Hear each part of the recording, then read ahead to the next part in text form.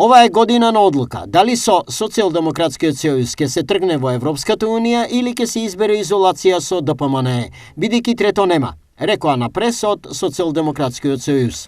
За само неколку години со СДСМ државата направи историски исчекори. Прво со членството во НАТО, а потоа и со почетокот на преговорите со Европската унија после 17 години чекање. ДПМН, почитувани, не може да донесе ништо добро за земјата. Со Мицкоски и ДПМН нема иднина. Со Мицкоски и ДПМН, почитувани, нема членство во Европската унија. Тоа е истата режимска матрица, истата режимска партија во која ништо не се променило.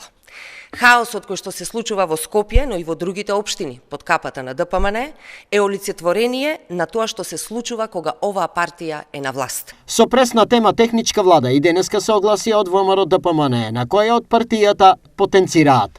Ковачевски упорно прашува каде во светот има пример техничката влада да не биде поддржана од опозицијата.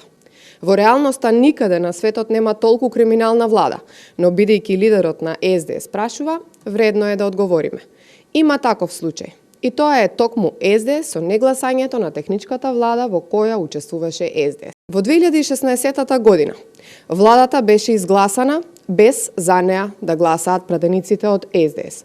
Тогаш немаа изјави дека гласањето е обврзувачко и дека ако не гласаат, не треба да бидат избрани министрите по нивен предлог.